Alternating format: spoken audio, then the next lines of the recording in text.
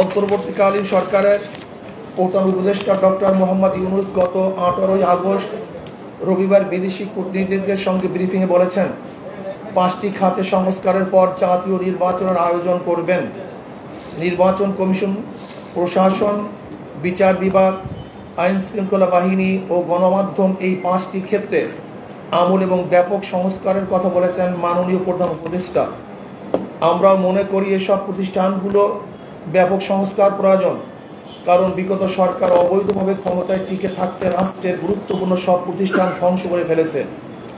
অন্তর্বর্তীকালীন সরকার এসব প্রতিষ্ঠানগুলো কতদিনের মধ্যে সংস্কার সম্পন্ন করবে তা নির্ধারিত হওয়া প্রয়োজন। অতএব ইসলামী আন্দোলন বাংলাদেশের প্রত্যাশা করে অন্তর্বর্তীকালীন সরকার তাদের সংস্কার কার্যক্রমের ধরন ও প্রক্রিয়া কী হবে এবং কতদিনের মধ্যে সংস্কার কার্যক্রম সম্পন্ন করবে তা অতি দ্রুত প্রকাশ করবে এবং জাতীয় নির্বাচনের একটি রোড ম্যাপ ঘোষণা করবে।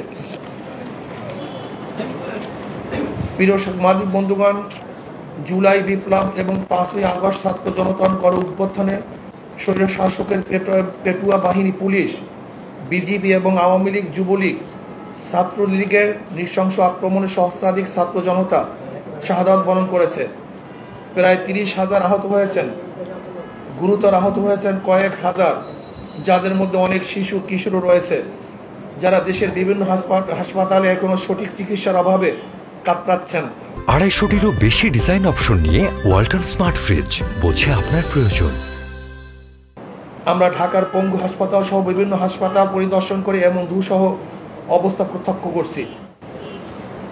অন্তর্বর্তীকালীন সরকার ঘোষণা দিয়েছিলেন আন্দোলন আহতদের সরকারি খরচে চিকিৎসা দেওয়া হবে, কিন্তু আমরা এর দ্রুত যথাযথ বাস্তবায়ন দেখতে পাচ্ছি না। আমরা সরকারের প্রতি আহতদের দ্রুত চিকিৎসার যথাযথ উদ্যোগ গ্রহণের আহ্বান জানাচ্ছি।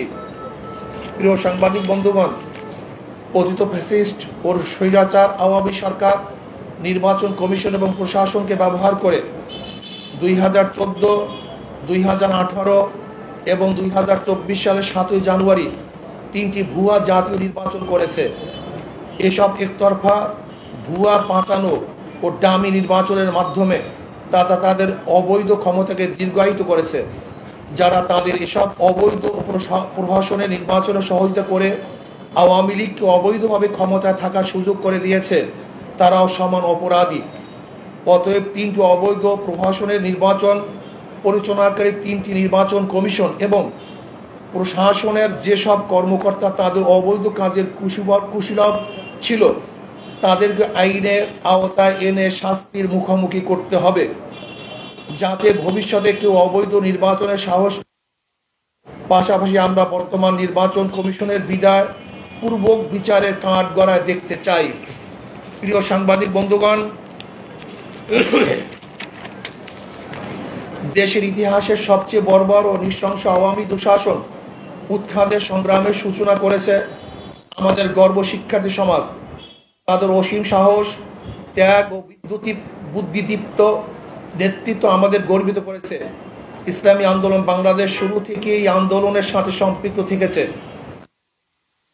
জুলাইতে আমরা পরিষ্কার করে জানিয়েছি যে ত্যাগই একমাত্র সমাধান।